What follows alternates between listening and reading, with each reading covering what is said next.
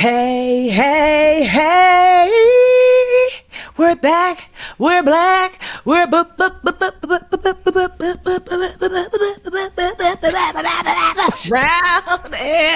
ambition, ambition, ambition, ambition, ambition. Hey, Mandra, Hey, beautiful. how are Looking you? stunning in that lighting and the I mean, melanin and the glow. I can't the even stand lashes, it. girl. Let me tell you something. So I already have a brown boost, so we're not gonna Okay, But but I you have boosted your lashes like twice. I will Yes, I call will you just on say that. that these Okay. lashes, I don't have no There. makeup on, like just brows and lashes. And Yeah. what I love about it is that, like, well, one, like, there's this place that I found that, like, it's like for $100 for the month, you can get like your lashes done twice. So I Okay. was just like, let me try it. And so, it makes me feel like a little, me, I'm trying to get my girly on Yeah. after years of being male. No, I'm not. I'm just saying, I mean, like, I've been such a tomboy. And Yeah. so, like, I'm like, at age 44, I think I'm ready. I'm You're ready ready to for a go. little zhuzh. Not that Yes. you need it a lot, but you look like you with like a little shine. You know what I mean? Yeah, I'm feeling myself. What are you up to? Where are you at? You're not in your usual office. I am not. I am in DC. I was in Atlanta last week because I took the team on our annual team retreat, Right. which was awesome sauce. My favorite day was we did some community service at some place called the Gateway Center, where it's like a transitional housing place, but also resources for people who are currently unhoused. And it's that place is specifically for men. And so we got to learn more about like the work they do, because Atlanta, because I don't know, did we chat about it on the We podcast? Maybe just, did, yeah. Did you yeah. already have that plan before you went to the A, or did you plan it because of like what you were seeing? No, no, we had a plan like before. Like, so we work with Okay. this mother-daughter black, I have to find the name of their team. I'm going to find, because I don't want to shout them out, of their team, that like planned our trip. This is their second year planning our trip for us. And, Okay. community service is something that we wanted to add in, this year. So it's PTE. I don't even know, child. Oh, Prime Time Events Planning and Concierge. It's this amazing black mother and daughter who do like events or whatever. They're out of Chicago, but they will fly anywhere. So they did New Orleans for us, amazing, and they just did Atlanta for myself and the team. And so yeah, we had this community service project, and we bought lunch for about 100 men that were staying there, and it was just so great to just talk. And you learn so much about, like, some people who are unhoused are really like the working poor. Like, there was a guy there dressed in this nice suit. He was a limo driver, but it just didn't pay enough for him to be able to to have a safe place to live. So while he was here, they're looking for him to find him more permanent housing, but he was there in the meantime. So it was just an amazing experience, and we had so much pizza left over that we were able to like kind of leave the center and also like serve some people who were just kind of like in front. So yeah, it was just like we did our normal. We always do a spa day. We always do like this thing called, is it called Skintology? Skintimacy, black owned women brand, where we made our own lotions and things. We always try to support like black owned, our Chef Todd, black chef. It was a black like a week. So which is awesome. But I'm also glad that we were also able to like serve and give back. And so yeah, I was there. And That's then amazing. yeah, now I'm in DC, like, because it's book tour time, honey. Wait till it's your time. Made Whole comes out soon, and so yeah. Which is the companion to Get Good with Money. Yeah. Where can the girls find out more about this companion book? Well, they can go to Of madewholeworkbook.com. course they can. You already know me. There's a pre-order there. But I would wait a little bit because we're getting the pre-order. There are bonuses that we're gonna be able to give to people who pre-order. So, and then, like, I would say by Okay. next week, they'll be able to go heavy. But I mean, they'll see all the posts and all that stuff. But when I tell you I'm tired, girl, you're gonna see my break is gonna be. I mean, yeah, I'm just really tired, but I'm just glad to be settled someplace. Yeah. What about you? What have you been up to? Fun stuff. Oh, Aging no. myself. Yeah, it's been a real shit couple of weeks. I'm not gonna lie. Yeah. Where do I even begin? Well, I don't want to get like too into the personal stuff, but my dad has been sick.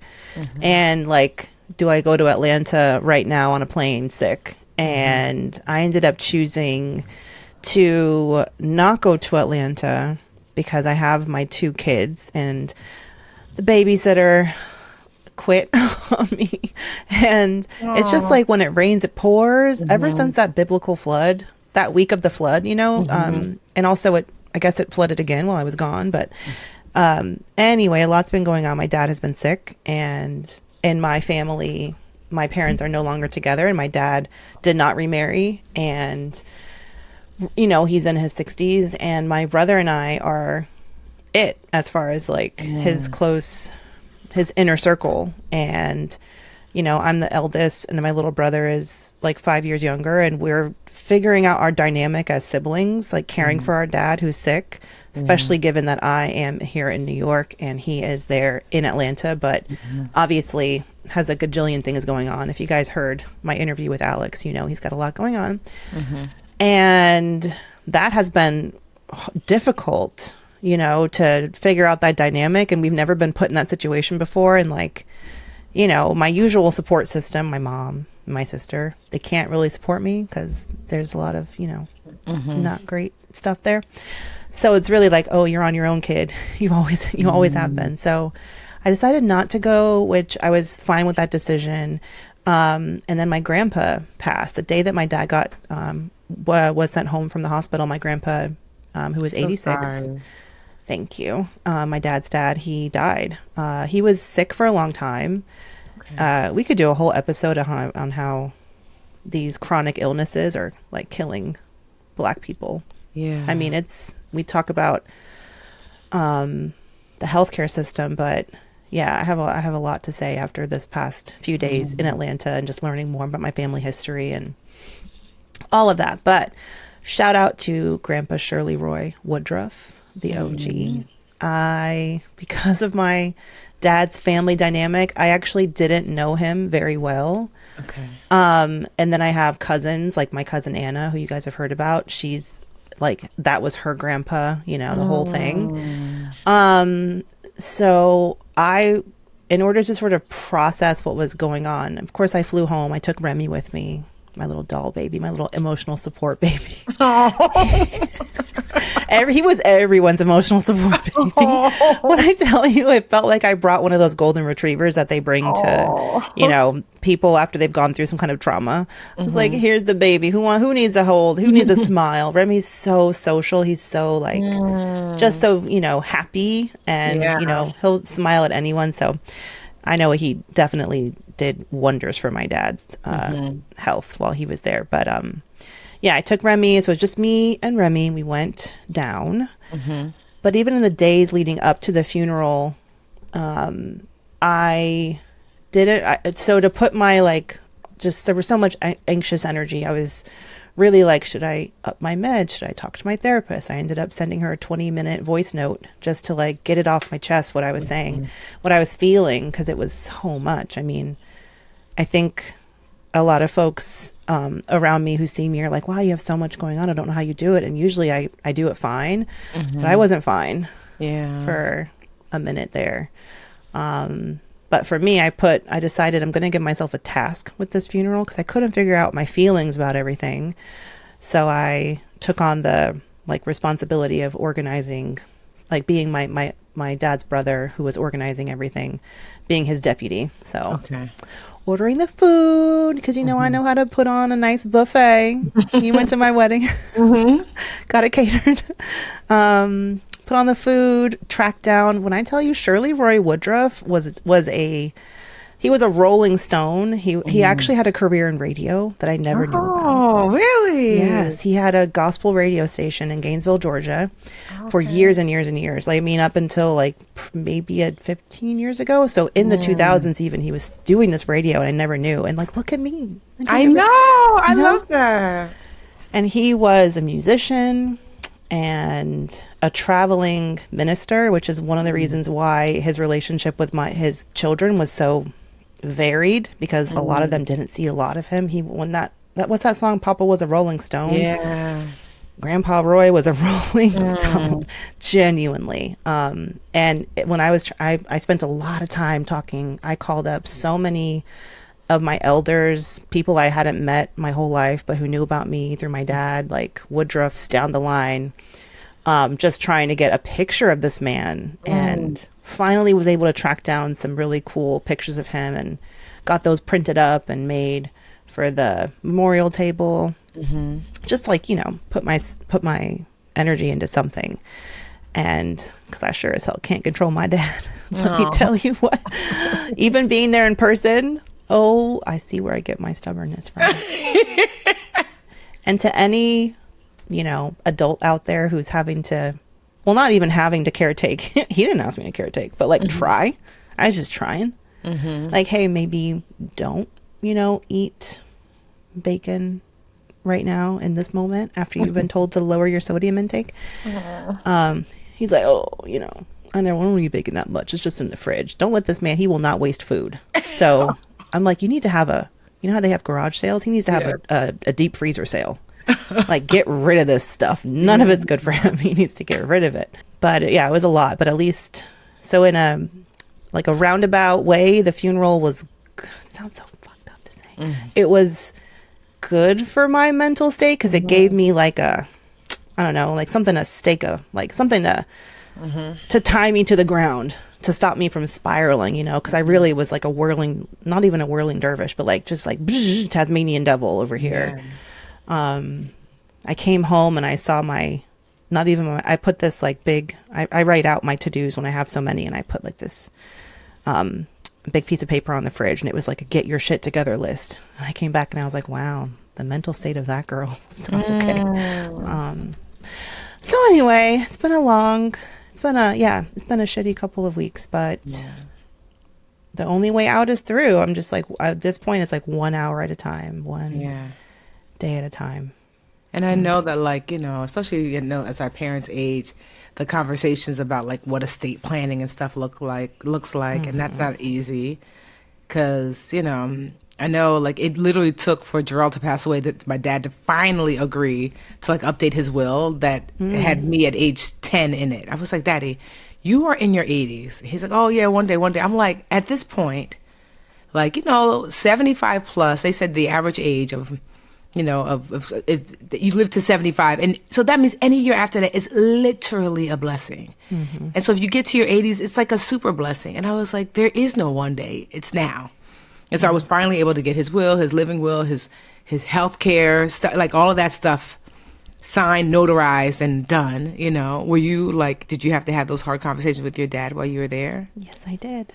I started the conversation. So one of the things, since I was here in New York when my dad was sick in the hospital, that I was like, well, I can do this, is I got in touch with Helen, who's my financial planner, and she can do estate planning for people like my dad, whose finances are not super complicated, doesn't own any businesses, all that. Everything's pretty straightforward. He owns a home, etc.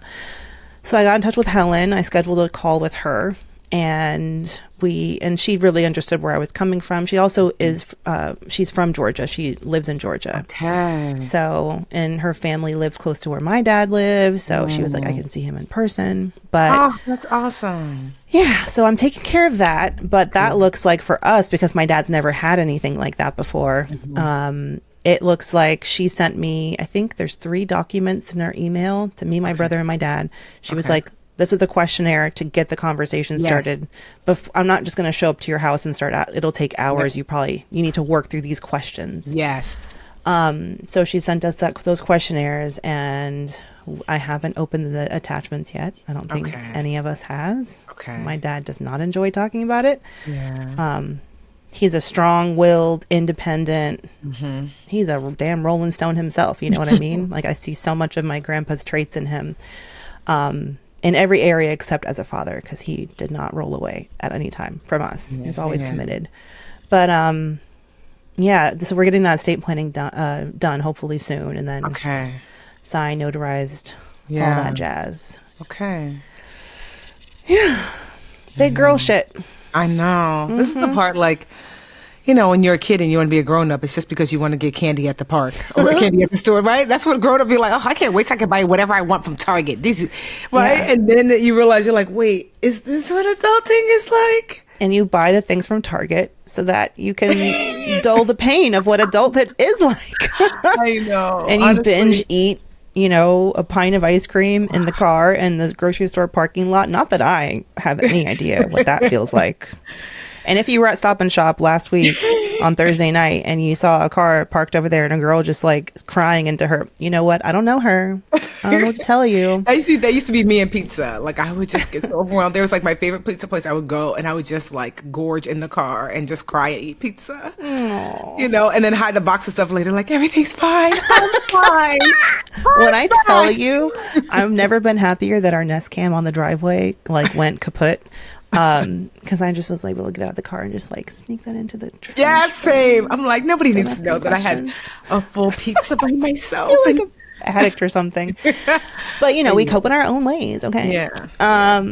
Yeah. Just adulting big time, but also feeling. It was only a matter of time, right? I mean, and it's here now, and me. And it does. I'm learning a lot about our family dynamic, myself, my vibe is very different than my brother's. And there's, you know, I tend to try to keep things light and funny, and like he doesn't. Sometimes someone's not in the mood for the shucking and jiving.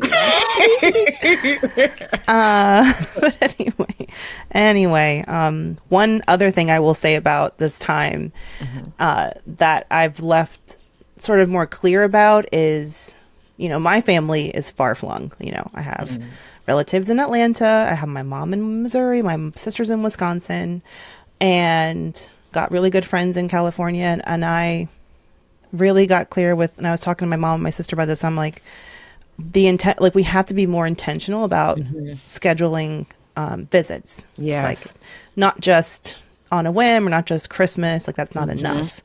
And usually it's like the finances that stop a lot of people from traveling. And I'm like, listen, a few $100s for a flight, that's what it costs, you know, to get from most places to where we are.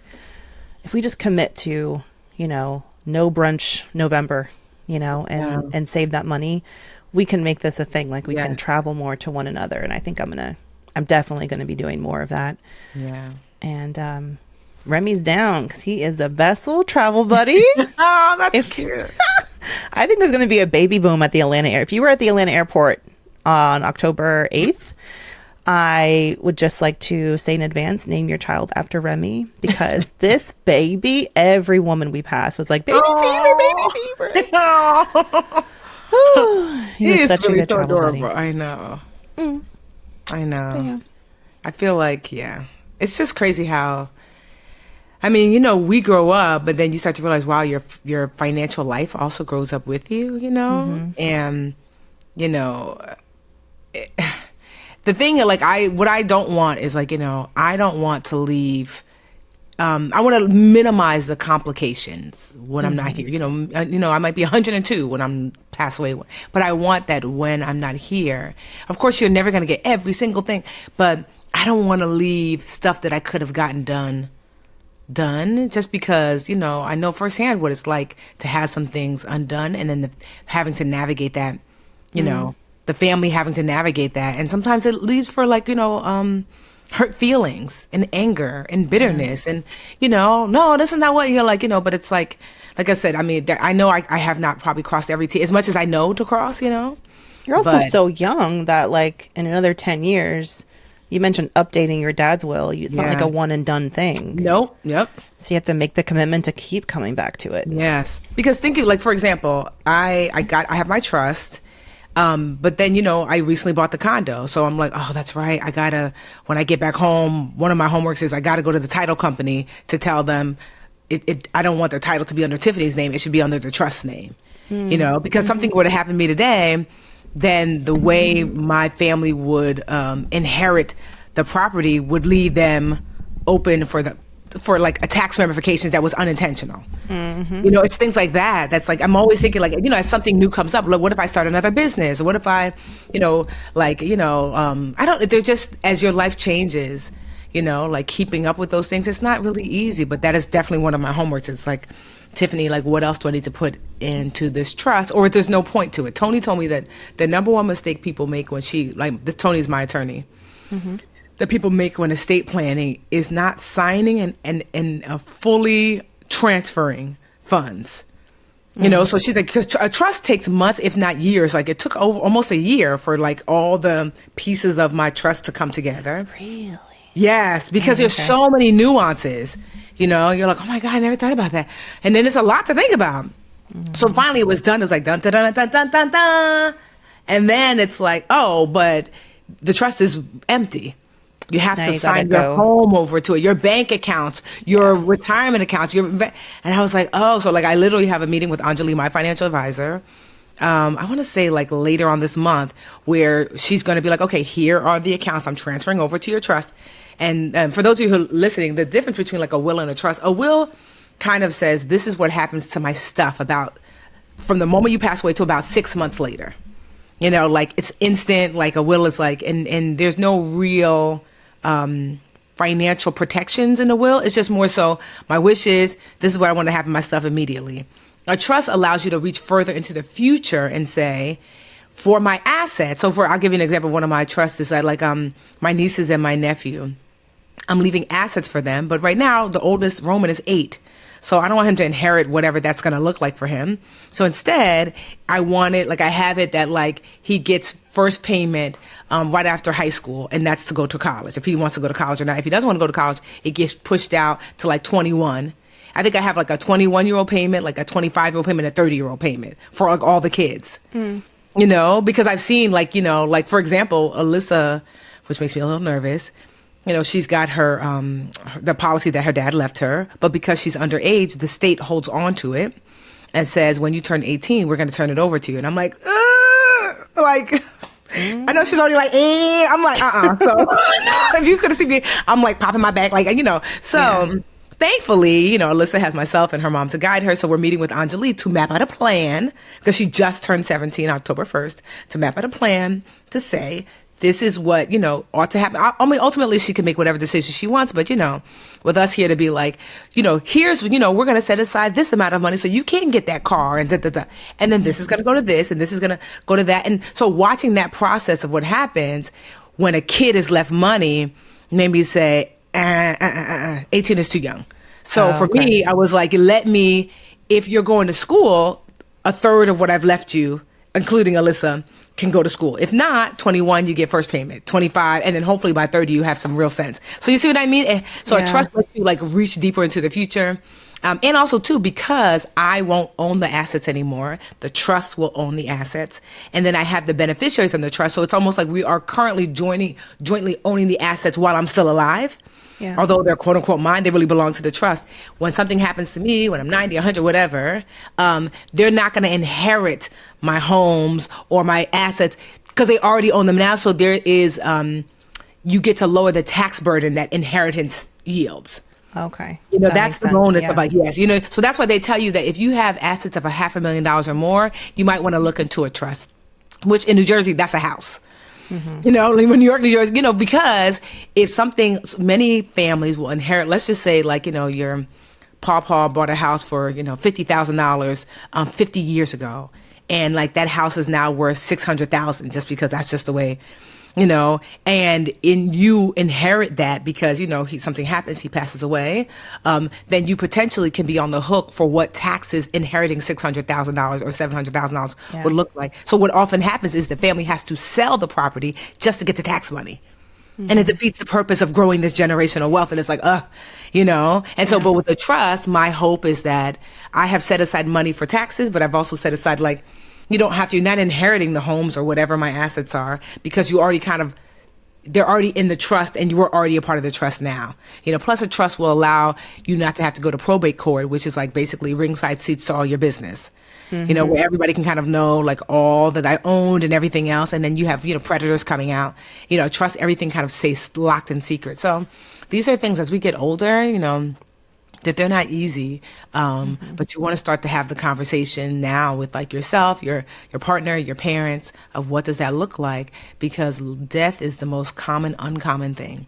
You know, like we know people die literally every minute of the day, but it doesn't feel like guarantee. Yes, but it never is like not my people, not our people, but one day it will be. And so what can we do to minimize the financial, I guess, hardship during that time, you know? In my dad's family, the mortality is so, it's like with us at the dinner table, you know, because there's just so much chronic illness and, you know, and almost those, just generational trauma and the weight of that as well. Like it probably wasn't good for the mental health, but I steeped myself in a lot. I was like, I just talked to everybody and I was like, help me understand. You kind of go through life and like, oh yeah, I don't talk to him, I don't talk to her, but I wonder what happened. And just riding to the funeral with my dad and his half brother, and I tell you, those grown ass men bickering like 8-year-olds. No, you shut up. No, you shut up. What'd you say? I said what I said. Trying to get the Oh my God. I know you were like, what is happening? I was like, and the drama with like, and even though my grandpa did have a lot, he had everything sort of like settled and figured out, and he, was well organized, honestly, in the end. There was still that sibling dynamic, and I'm like, oh, we need to make sure our sibling relationships are. I think the best thing you can do as a parent almost is not just leave your estate, but leave your kids in shape. Like leave them with strong relationships with each other. And it's easier said than done. Yeah. But it made me completely just like, oh, we're going to figure this out, because we got to be on the same page. We got to be, in lockstep, my brother and I, because it's nasty. I don't want to, end up in a space where my kids are fighting, when we should be. Just all that. It's just messy. It's messy. I know it's so common, like especially the funeral people. When I was calling, like, I don't know how to explain this, but like so and so's name is the obituary is like not okay, but like the person who submitted it to you didn't let her review it, and they're like, say less. We know how to deal with it. No. We got it. Honestly, when I went to the funeral home for Jarrell, the lady could not believe. One, she's like, "You're so calm," and I was like, "Girl." Trauma, right? But also too, she was like, because I came with Jarrell's twin and Fatima, and she was like, I don't know that I've ever seen such a peaceful, and at least at that time, but we were just, but at that time, like, and I didn't realize just how tumultuous. I did not realize how crazy that time normally is, because she couldn't believe. She was like, is this real? We had our stuff later, but at that time, I just think that we were just all like, in shock. But yes, it's a really, really, really hard time.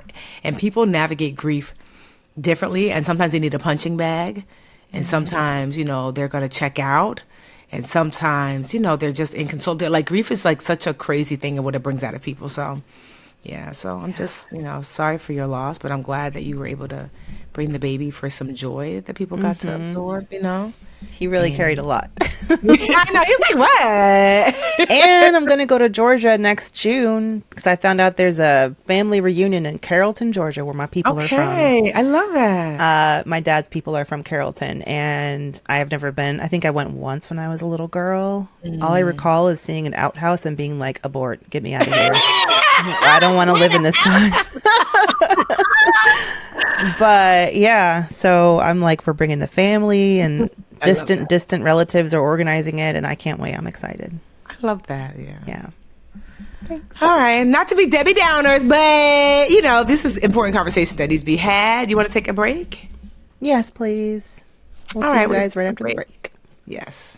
And now we are back, and now it's time to boost up, break up, boost up, break up, boost up, break up, boost. Are you gonna boost? Are you gonna break? What you gonna do? What you gonna take? So it's boost or breaky. If you haven't been here, if you're new, we do something called brown boost, brown break, where if we're gonna boost, we say something really great that we want more of. Gimme, gimme, gimme. And break when we're like, we're good on that. Yeah, let's just. So, do you want to go first? Second? How you feeling? I'm good with going first. I feel like if you ask me, it means I have to. No. I mean, I'm good either way because I'm breaking. I hardly ever break. Oh, but I'm breaking on today. Ooh, okay. I'll let you finish then because it sounds like you got something. Yeah. I see the glint in your eye. And I'm like, it's going to be a good one. I want to do a boost because I think I'm the last person on earth to read this book called Attached. Oh, no. Have you heard of Attached? No. Okay. So I'm the second to last person on earth. But shout out to Morgan DeBon, who's a frequent Brown Ambition guest and the CEO of Blavity.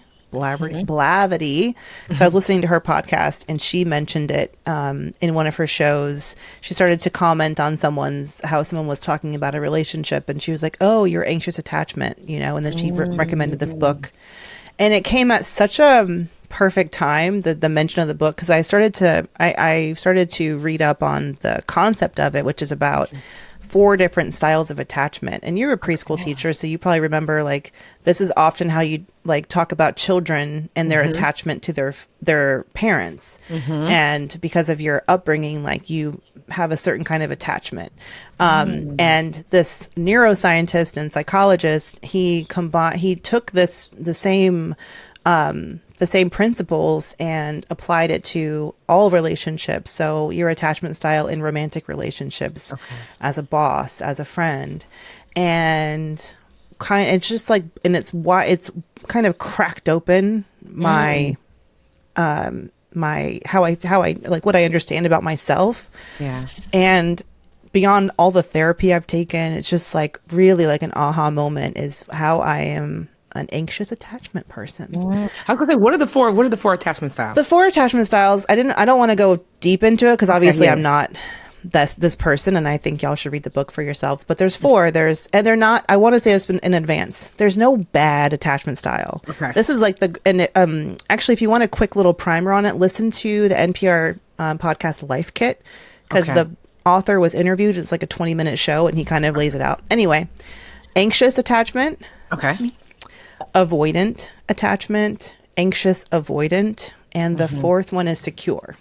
It may sound like the secure one's the one you want to be, but they're not like, it's not like a wrong way. It's just the way you are because of your childhood and on other things. And the great thing about the book is that when you understand your attachment style, you can help your partner, your friends, your family understand your attachment style, and they can understand how to support you and treat you as an individual because of your unique attachment style. So I'll give you an example. As an as an anxious attachment person, Tiff, I thought about you with this too, because you may not know this. Sometimes after you and I talk, I feel like I've done this a couple of times. I'll like the day will go by and I'll be like, wait a second, was she offended that I said that? Is she gonna be mad at me? And I'll call real quick and just be like, I just want to be sure that you weren't upset when I said da da da da. And you're like, what? No.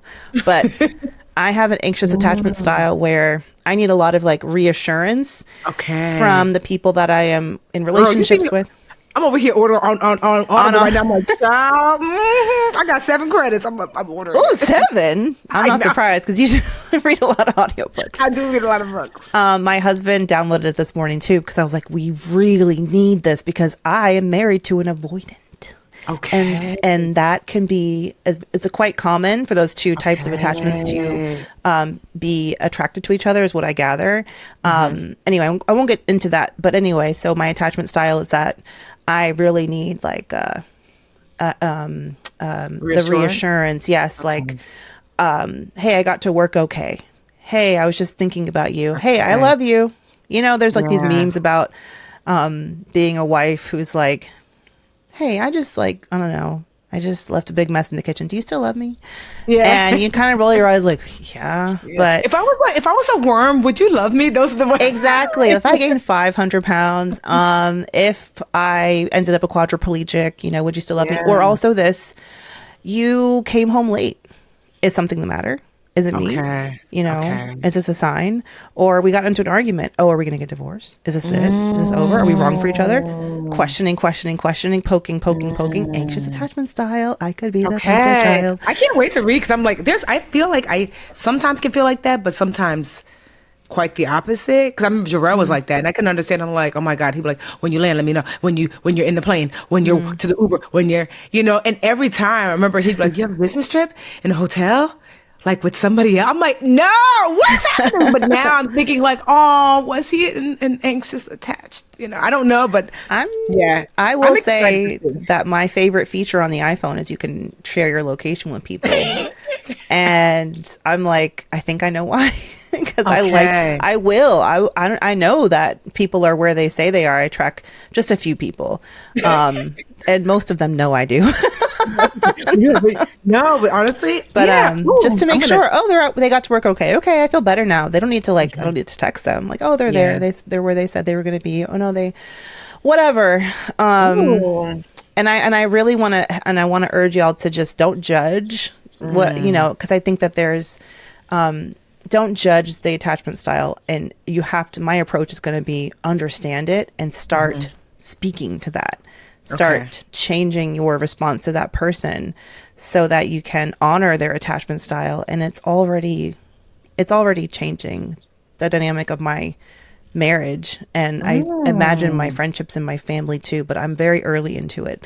But yeah, Attached is the book. I love that. Thank you. I love a good book. Somebody actually just gave me a book today, since we're talking books. Like, she didn't give it to, but a friend of mine was telling me, because she's like looking at getting like a different job. Let me see, in my library, I just put it into wish list, and it is called Necessary Endings. As I'm making this transition, remember we talked about that?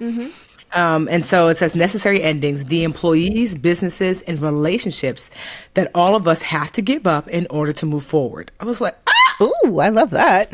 girl, literally, it's everything I've been talking about. I was like, oh my God. So that's another book by Dr. Henry Cloud. So that's in my wish list too. And I'm like, my 2-hour walks will be filled with like listening to these two. Cause I was looking for like 2 new books. So this is great.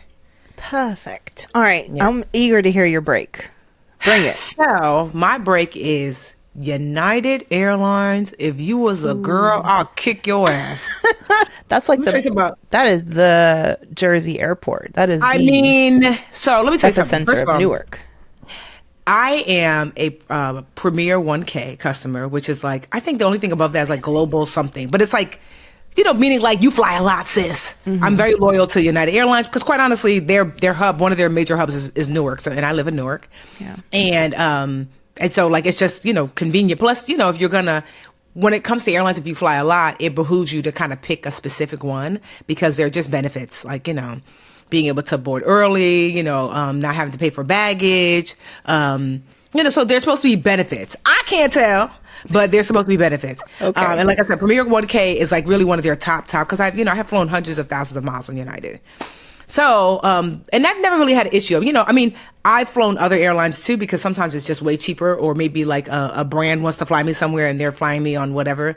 So I know that I'm very well aware that delays and cancellations, they happen. It happens.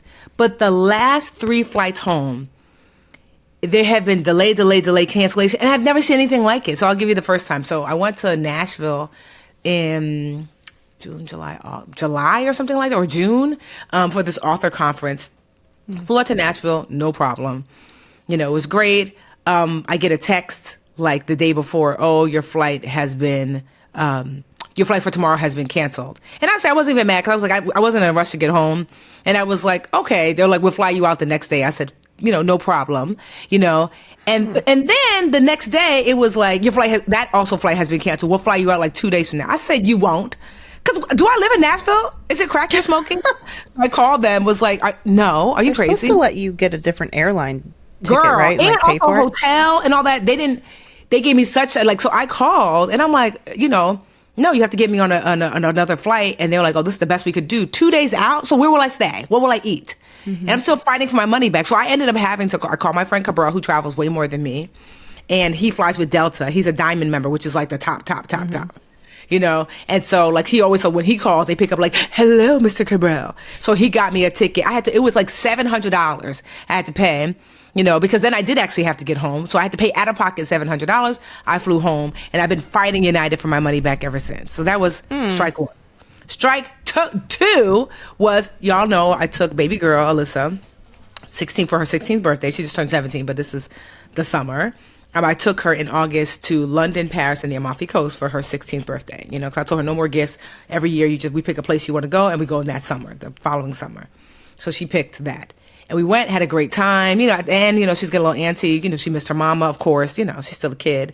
So imagine my dismay when you wake up that morning, getting ready to pack, and it's like, oh, your flight has been canceled.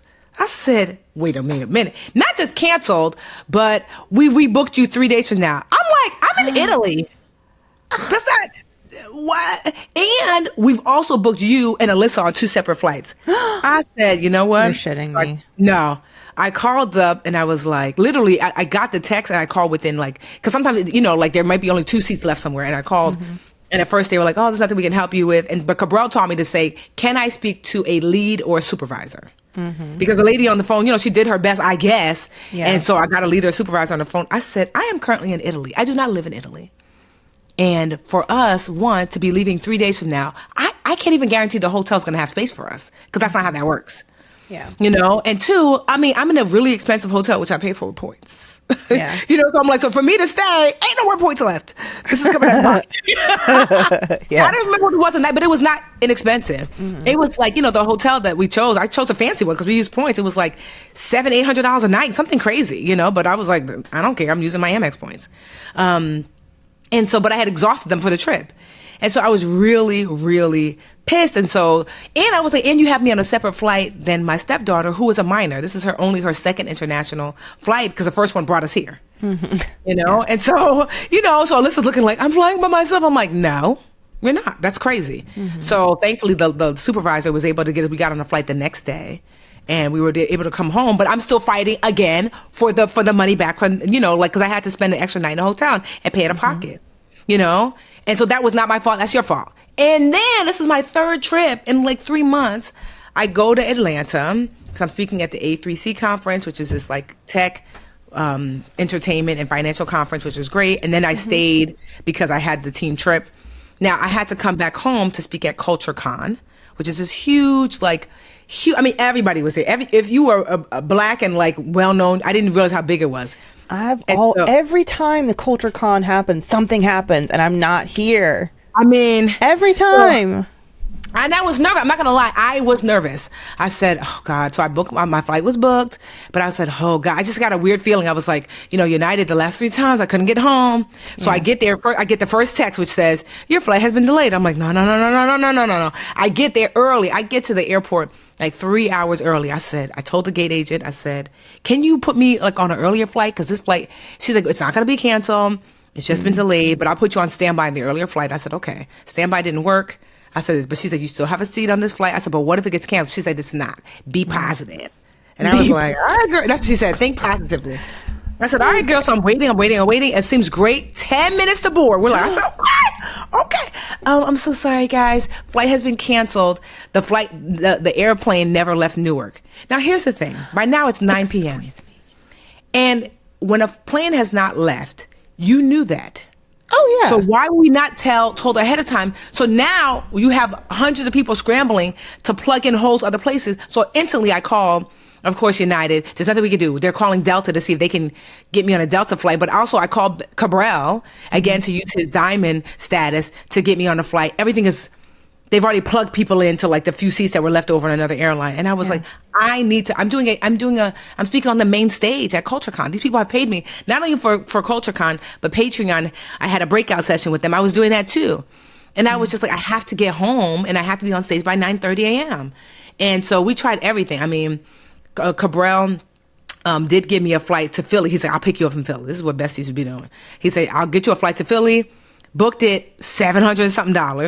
And I was like, okay, because I never check bags, but of course I checked the bag. So I had to leave, you know, like the gate and then check back in, which was a nightmare because I have TSA pre-check, but by then it was like 10 o'clock at night. Nothing was open. So the normal general, like, you know, boarding was a nightmare. Then TSA, the machine broke. And I literally was like, please. I literally was like, please. If I could just... But you're at the Atlanta airport? Yes, which is a huge nightmare. Yes. It's a nightmare. That and Orlando are the 2 worst airports I've ever been on as far as like chaos. And I was like, please. I still had time. I was like, please. I remember there was a pilot. He saw me like welling up. He was like, get her bag out of the machine. So they gave me my bag. I run to try to make my gate. And I see them closing the door. You should have seen me, Mandi. I was like, what? I literally am like yelling, wait. Oh my God. This is so and they're closing the door and they're like, I was like, please. And he was like, no, we've already given your seat away. Because, that's what standby is. When I tell you the boo-hoo, I felt like when you see like these like stories about like I don't know, about war and your husband is going off to war. I was at the gas like, Oh man, I feel it. I've been there. It's late at night. Girl, the way I slid to the ground. Oh, Tiffany. I left out, but at the time, the way they came up to me, they were like, what is happening? Because I was like, it was already so much. And I was like, and then United told me they could get me on a flight that would land me at 7:30. I was like, okay, I can maybe make that work. Of course, then they couldn't. 7:30 in Philly. Yeah, no, 7:30 like in New York the next morning. Okay. But then they couldn't. And I just was like, I just didn't know what to do. I was like, I don't know what to do. What is going on with them? Cabral was like, well, if you could drive to South Carolina, there's a flight. I said, I'm not driving. Because then that's 24 hours no sleep. It doesn't make sense. I mean, we looked at Washington flights. We looked at, flights to I looked at every airline because by then it was like 10:30 at night. Mm-hmm. So it's like it's just limited in what you can do. And I just was like, what is going on with United? So finally, I called United to be like, just book me on whatever. I'm just not going to make my thing. And they're like, well, the soonest we can get you home is like 9 p.m. tomorrow. I'm like, is it crack you're smoking? So then I just booked with Delta and got home at 12:30 in the afternoon. And so I had called, United. I booked with Delta and they were like, this is the earliest we can get you back. So I emailed the CultureCon team. I was like, here's what's happening. I'm in the airport for 6 hours. I did, they canceled my flight. They delayed it. I laid it all out. I was like, I will land in JFK, not even Newark, my original, but I'll land in JFK at 12:30. I don't know what else to do. Is there I'm open to suggestions because I don't want to miss speaking, Mm-hmm. And they were like, okay, we could push you to 4:00. I was like, okay. I said, we making it. Oh no. Okay. So I land at something. I told you I'm very anxious lately, right? Because the story is. I don't have any of my tools for my anxiety right now, but keep going. So I leave. Something said my check bags. They were just like, Tiffany, don't worry about it. They're going to be retagged. You're flying on Delta, right? I said, yes. And they were just like, I said, but are you sure?